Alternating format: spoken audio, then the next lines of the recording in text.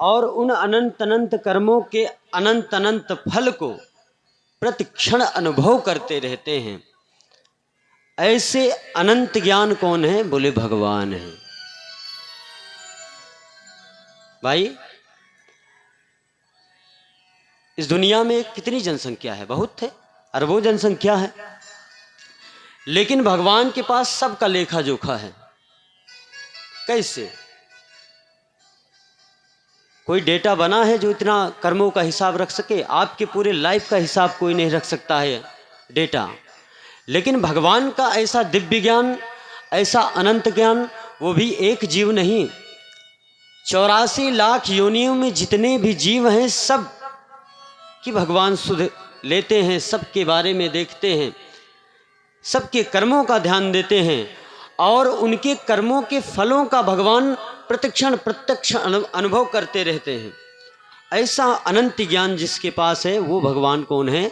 ज्ञान स्वरूप है,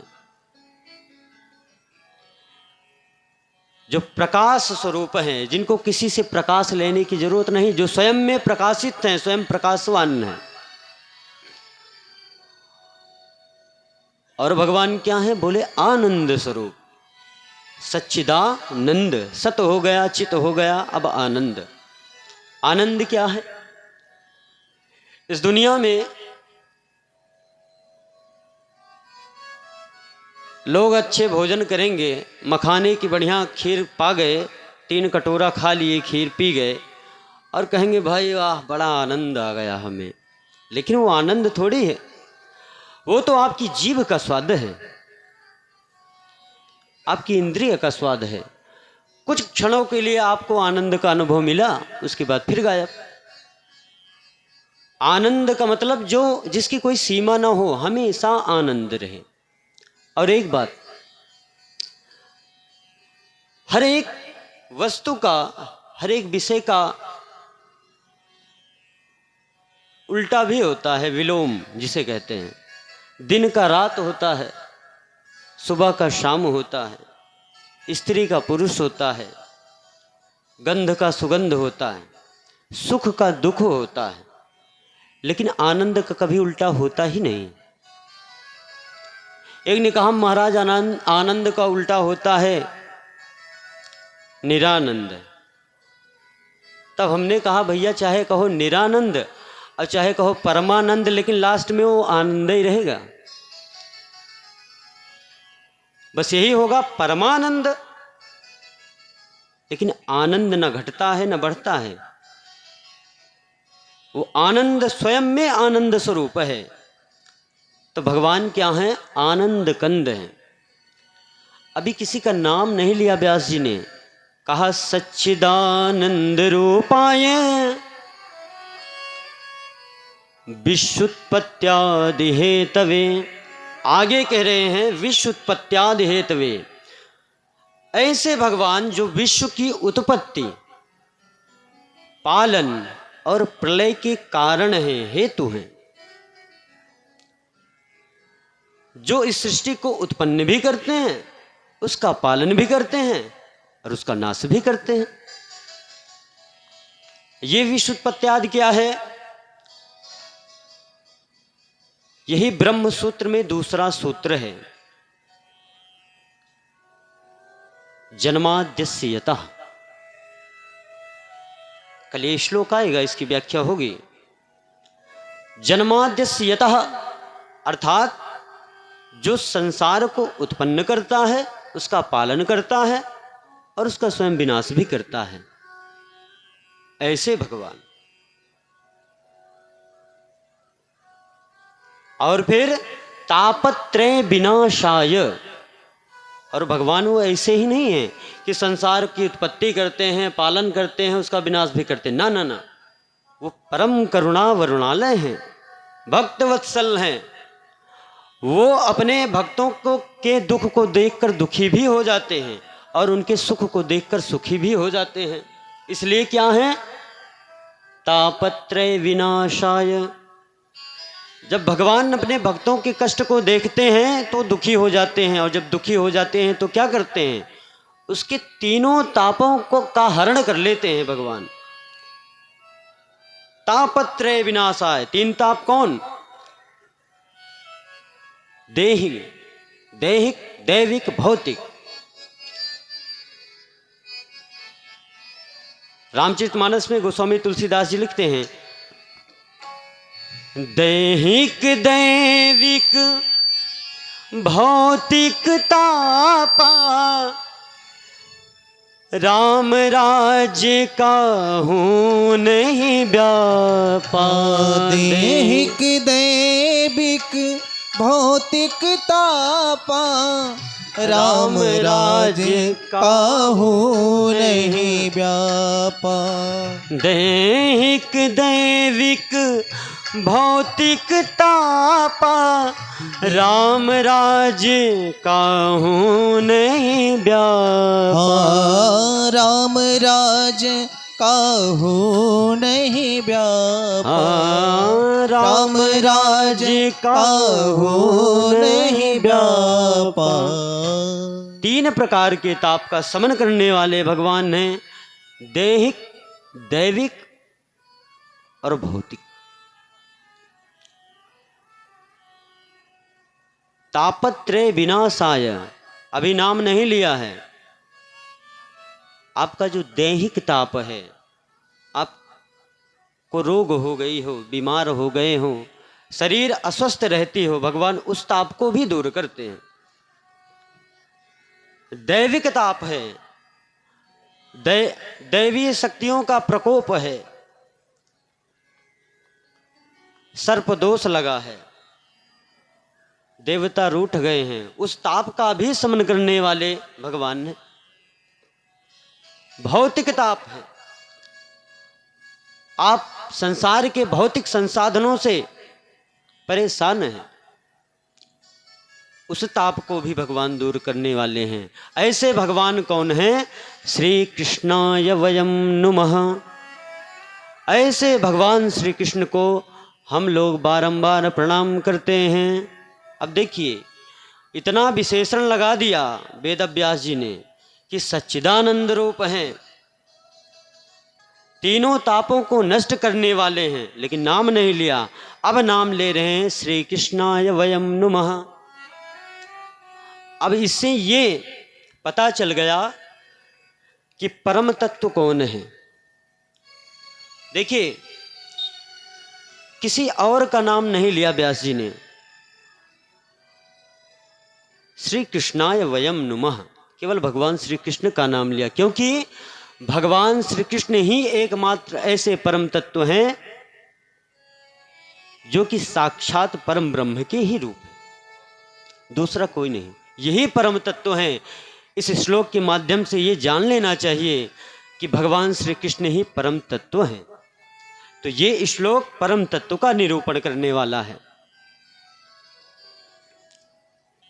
आगे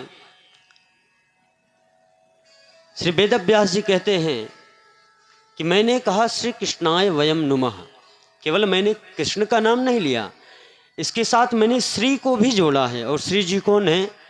श्री जी राधा हैं, श्री जी रुक्मिणी हैं, श्री जी माँ जानकी हैं। क्यों इनके साथ इनका नाम आवश्यक है? इसलिए आवश्यक है, व्यास जी लिखते हैं कि गौर तेजो विनायस्त श्याम तेजः समर्चयेत, जपेदवाध्यायेत वापिसा भवेत पातकी शिवे। शंकर भगवान मां पार्वती से कहते हैं कि हे शिवे, हे शिवांगी, जो व्यक्ति गौर तेज को छोड़ करके केवल श्याम तेज का ही ध्यान करता है, वंदन करता है, वो क्या होता है? वो पातकी होता है। आप राम जी को माने, उनको आदर दें, और माँ जानकी को ना माने तो गलत बात है। मतलब पिता को मानो और माँ को ना मानो, ये गलत है कि नहीं?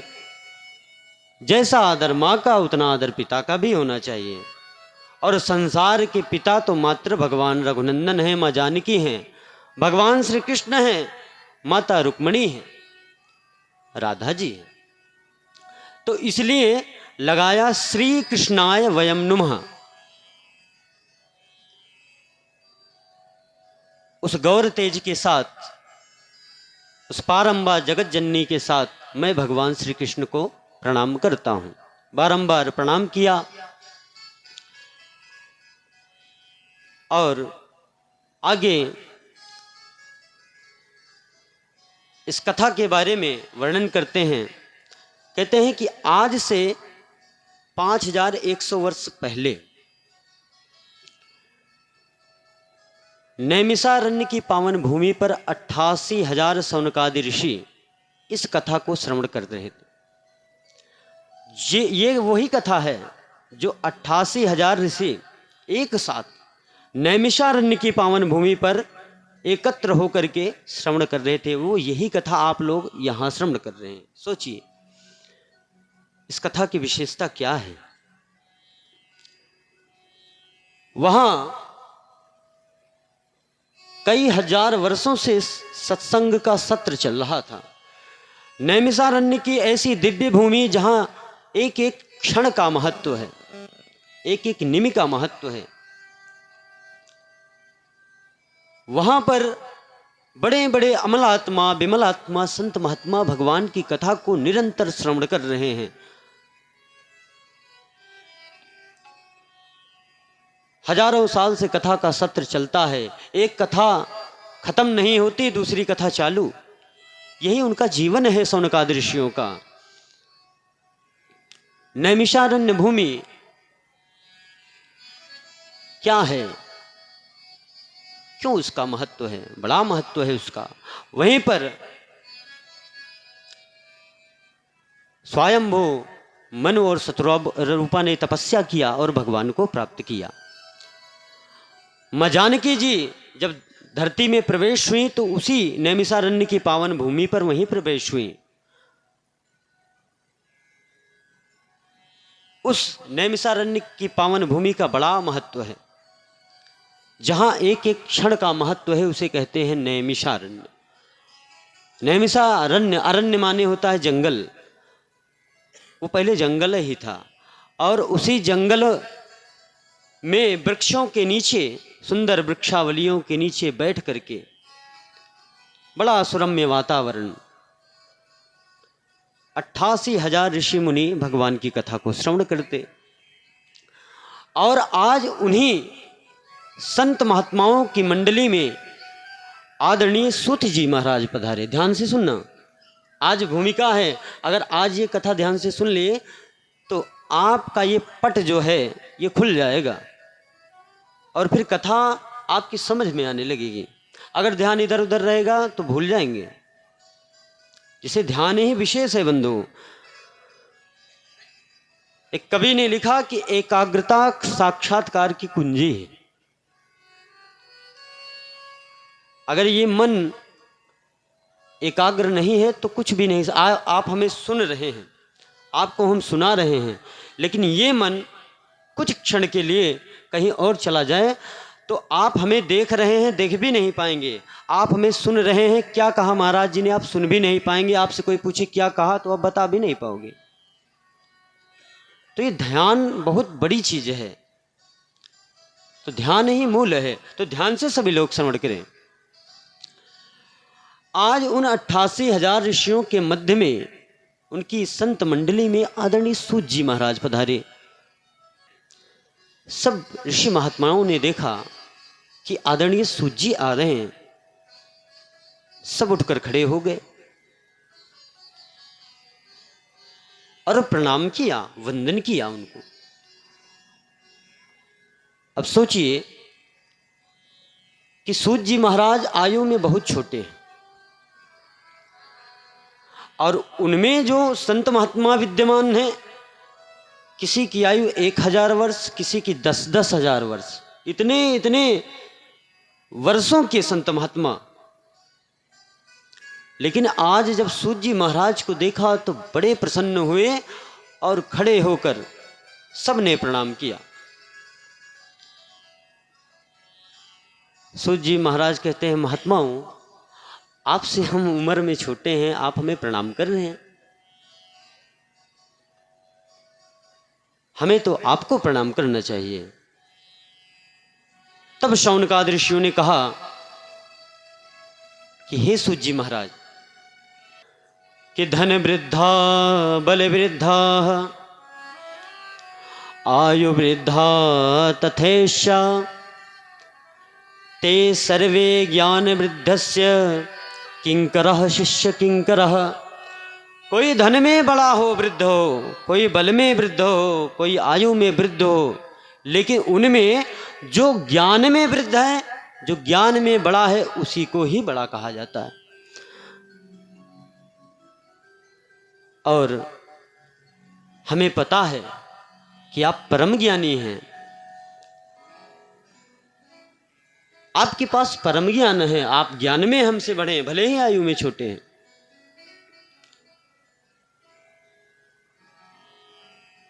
अब देखिए, उन्हीं शौनकादि ऋषियों में शौनक ऋषि जो कि इतने वयोवृद्ध हैं, उन्होंने आगे आकर उनका वंदन किया, पूजन किया और विनय करने लगे कि हे सूत जी महाराज, आप परम ज्ञानी हैं। क्यों? क्योंकि आप व्यास जी के शिष्य हैं, महर्षि वेदव्यास जी के ये शिष्य थे। आज निवेदन किया शौनक जी ने कि हे महाराज, आप हमारे इस अज्ञान को दूर करने के लिए करोड़ों सूर्यों के समान हैं। हमारे इस अज्ञान के तिमिर को आप नष्ट कीजिए। अज्ञान ध्वंत विध्वंस कोटि सूर्य समप्रभ सूतख्याहि कथा सारम मम कर्ण रसायनम। अज्ञान ध्वंत विध्वंस कोटि सूर्य समप्रभ। हे सूत जी महाराज, आप हमारे इस हृदयगत अंधकार को दूर करने के लिए करोड़ों सूर्यों के समान हैं। भगवान सूर्य नारायण तो इस संसार के अंधकार को दूर करने में सक्षम है, लेकिन जो हमारे अंदर, हमारे हृदय में व्याप्त अंधकार है, उसको वो दूर करने में समर्थ नहीं है। वो केवल दुनिया का ही अंधेरा दूर कर सकते हैं, लेकिन जो हमारे मन में अंधकार है, जो हमारे हृदय में अंधकार है, उसको दूर करने में सक्षम सूर्य भगवान नहीं है, लेकिन आप दूर कर सकते हैं। क्यों? क्योंकि आप पर गुरुदेव भगवान की कृपा है।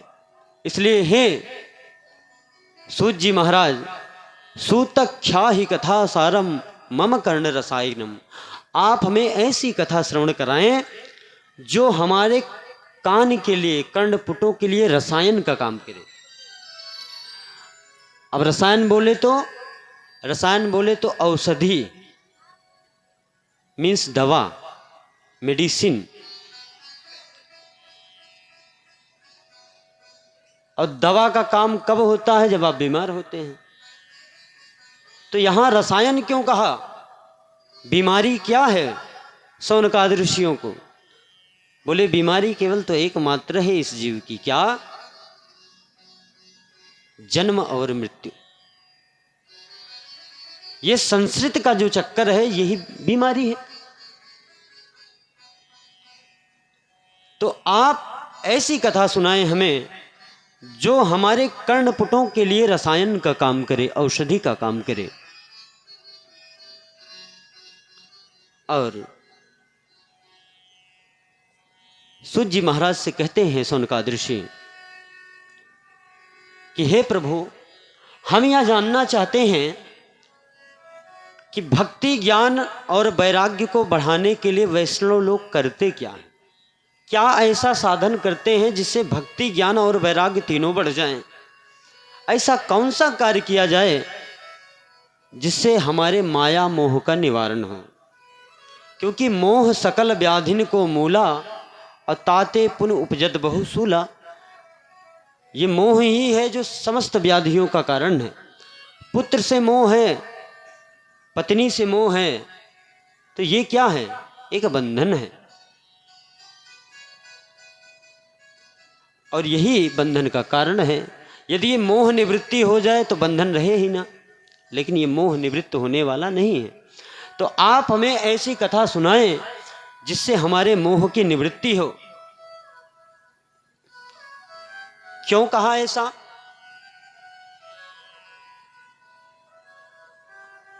क्योंकि वो जानते हैं कि आने वाला समय जो है बहुत विषम होगा। ये कथा शौनकादि ऋषि ने केवल मात्र अपने कल्याण के लिए नहीं सुनी, उन्होंने ये विचार करके ये कथा श्रवण की और ये प्रश्न किया कि ताकि आने वाली जो पीढ़ी है उसका कल्याण हो, और कहा कि आप हमें ऐसी कथा श्रवण कराएं जिससे जीवों का कल्याण हो। आप वो साधन बताएं, किस साधन को करने से जीव का कल्याण होगा। आप हमें वो साधन बताएं जो श्रेष्ठ में श्रेष्ठतम हो और पवित्र को भी पवित्र करने वाला हो और भगवत प्राप्ति में सरलतम हो साधन हो। आप ऐसी कथा हमें श्रवण कराएं, वह साधन हमें बतलाएं। जब ऐसा सुना, श्री सूत जी महाराज ने बड़े प्रसन्न हुए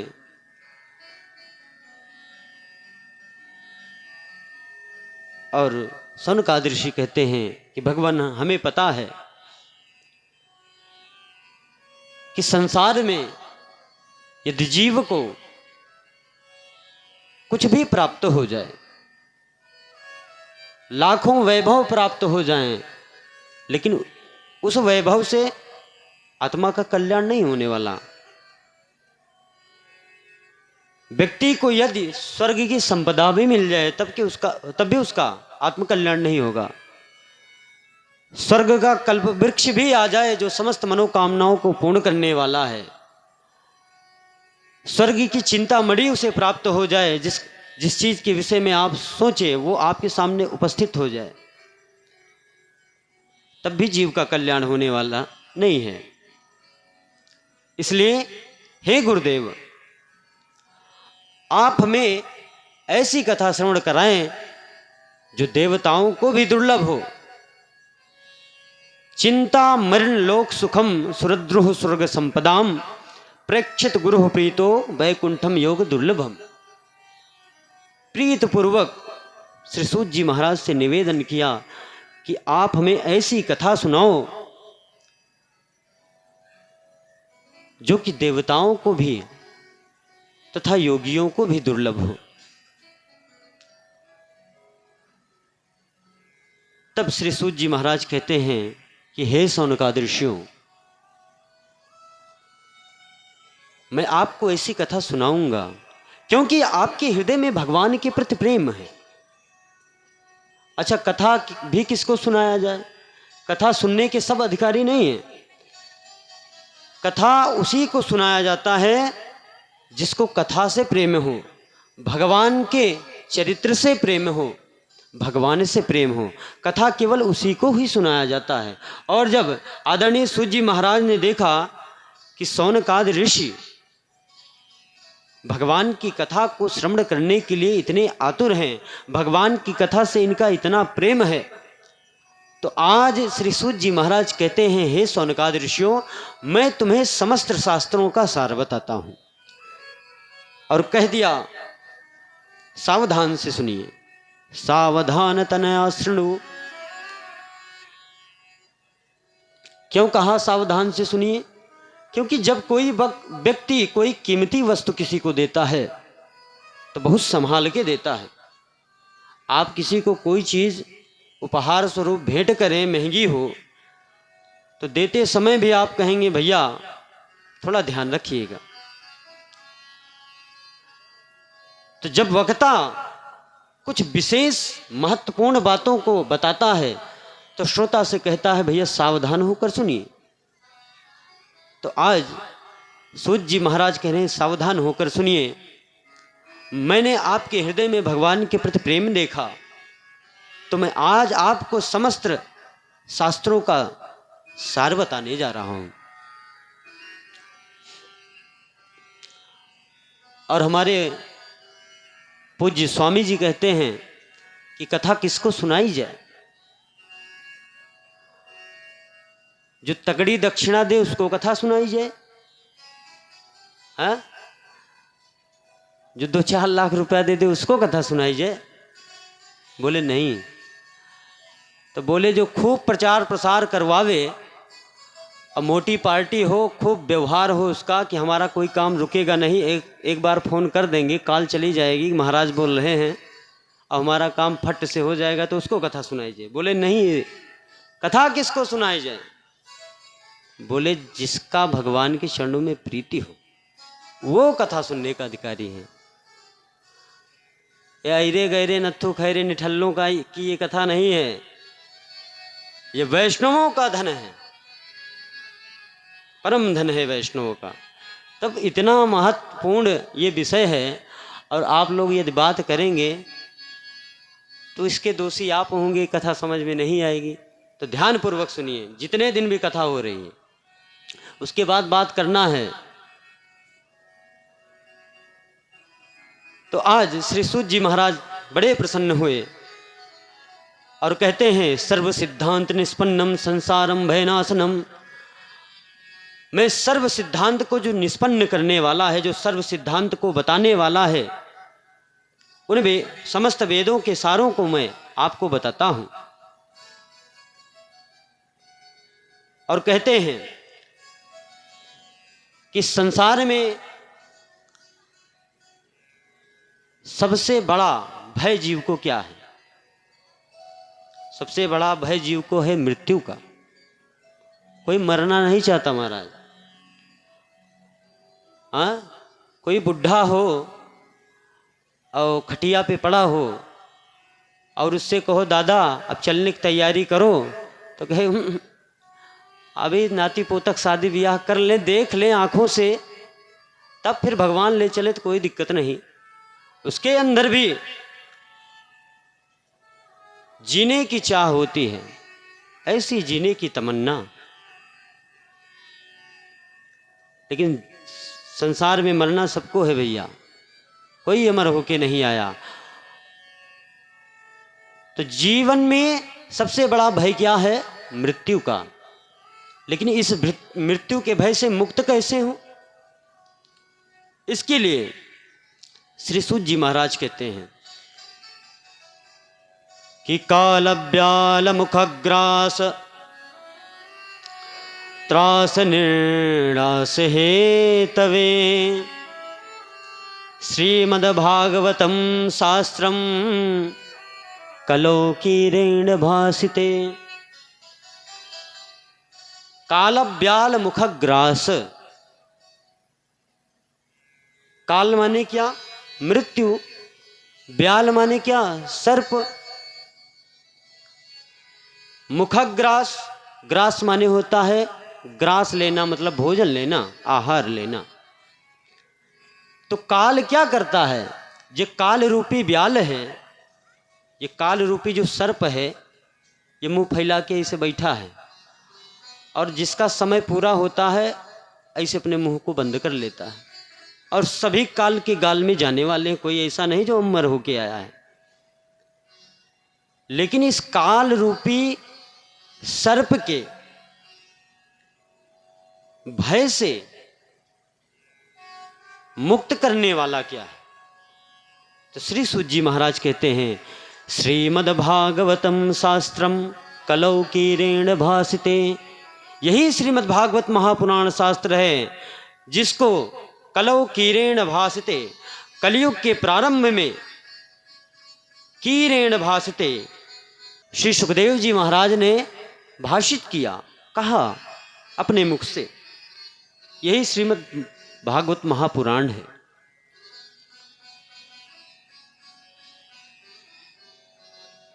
और इस कथा को सुन करके महाराज परीक्षित ने अभयत्व प्राप्त किया। भाई मृत्यु का भय था उन्हें, 7 दिन में मरना था। तो जो मृत्यु का भय था, इस श्रीमद् भागवत महापुराण की कथा को श्रवण करके उनका मृत्यु का भय समाप्त हो गया। और इसके साक्षी महाराज परीक्षित हैं। परीक्षित यत् साक्षी श्रवणगत मुक्त कथम। इस कथा के साक्षी कौन है? बोले महाराज परीक्षित। तो श्री सूत जी महाराज कहते हैं कि आप लोग बड़े पुण्य आत्मा हैं जो इस भगवान की कथा को श्रवण कर रहे हैं, और मैं आप लोगों से कहना चाहता हूं कि आप लोग भी बड़े पुण्य आत्मा हैं जो इस कथा को श्रवण कर रहे हैं। सूत जी महाराज कहते हैं, हे ऋषियों, ये देवताओं को भी दुर्लभ है। स्वर्ग के देवता भी चाहते हैं कि हम भगवान की कथा को श्रवण कर लें, लेकिन उनके लिए ये सुलभ नहीं है। सुलभ तो हम सब लोगों के लिए है जो हम भगवान की कथा श्रवण कर सकते हैं। और इसी विषय पर उन्होंने एक उपाख्यान सुनाया। कहा, हे ऋषियों, जब सुखदेव जी महाराज राजा परीक्षित को कथा श्रवण करा रहे हैं और राजा परीक्षित 7 दिन में मरने वाले हैं, तो उनकी निमित्त ये कथा कर रहे हैं। तब क्या हुआ? देवता लोग स्वर्ग लोक से अमृत का कलश लेकर आए। सुधा कुंभम गृहीत्वेव देवस्तत्र समागमन। सुधा कुंभम गृहीत्वेव, अपने हाथ में जो स्वर्ग का अमृत है उसका कलश लिया, और जहाँ कथा चल रही थी सूत जी महाराज, सुखदेव जी महाराज के सामने खड़े हो गए और कहने लगे कि हे मुनिवर, हम आपसे एक निवेदन करना चाहते हैं। श्री सुखदेव जी महाराज बोले, कहो। बोले, जो आप महाराज परीक्षित को कथा श्रवण करा रहे हैं ना, ये कथा आप हमें श्रवण करा दीजिए।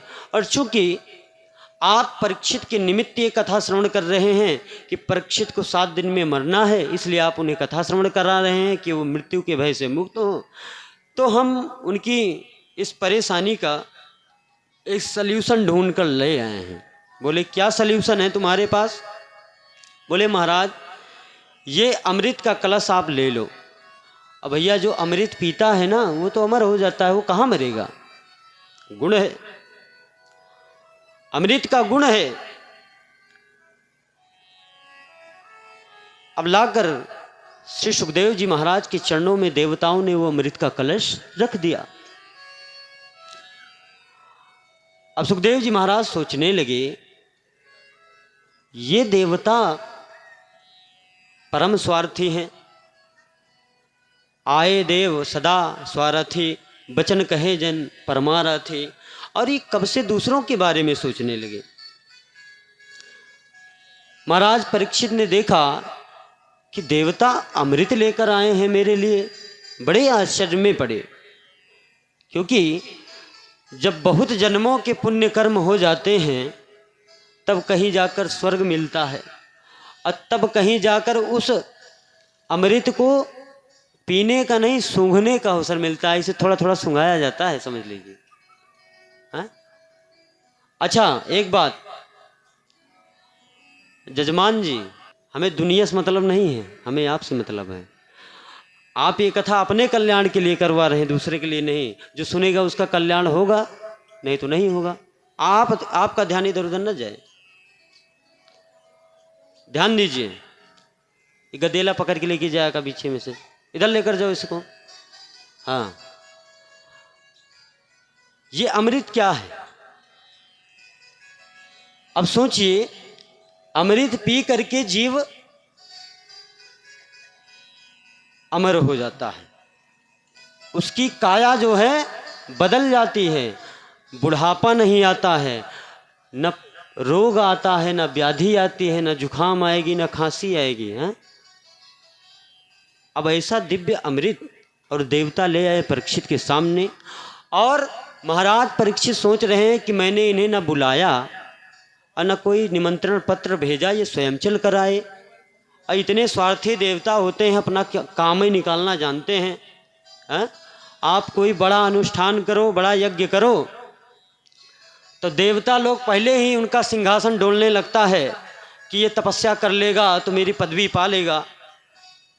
तो ऐसे स्वार्थी देवता आज बिना कहे न हमने बुलाया, न किसी ने निमंत्रण भेजा, न हमने इनका आवाहन किया, और ये स्वयं इस दिव्य अमृत के कलश को लेकर चले आए। तब श्री सुखदेव जी महाराज कहते हैं कि देवताओं, मैं तुम्हें कथा तो जरूर सुना देता, अगर तुम साधारण से कथा सुनने आते जैसे सब लोग सुन रहे हैं तो मैं कथा सुना देता। लेकिन तुम कह रहे हो कि ये अमृत का कलश ले लो और इसके बदले में मुझे ये कथा अमृत दे दो। तो एक बात ध्यान रखो, अदला बदली बराबर की वस्तुओं में होता है। विनिमय जिसे कहते हैं, विनिमय बराबर की वस्तुओं में होता है। आप 1 किलो गेहूँ दुकान पर लेकर जाएं और दुकानदार किराना स्टोर पर कहें भैया 1 किलो गेहूँ ले लो हमारा, और इसके बदले में 1 किलो बादाम दे दो, तो क्या देगा? 1 किलो बादाम तो देगा नहीं 1 किलो गेहूँ के बदले में, क्योंकि वस्तुओं में सामान्यता नहीं है। तो श्री सुखदेव जी महाराज कर रहे हैं, देवताओं तुम इतने परमार्थी कब से हो गए और तुम मेरी कथा की बराबरी अपने इस अमृत से कर रहे हो। एवं विनिमये जाते सुधाराज्ञा प्रपीयताम प्रपश्यामो वयम सर्वे श्री भागवता अमृतम। देवता कहते हैं कि प्रभु हमारे इस अमृत को आप ले लो, परीक्षित को पिला दो, वो मृत्यु के भय से मुक्त हो जाएंगे, और जो ये कथा का अमृत आप इन्हें पिला रहे हो ये हमको पिला दीजिए। तब सुखदेव जी महाराज को अच्छा नहीं लगा, कहने लगे देवताओं कहाँ तुम्हारा ये कांच का टुकड़ा, ये अमृत तुम्हारा कांच का टुकड़ा है।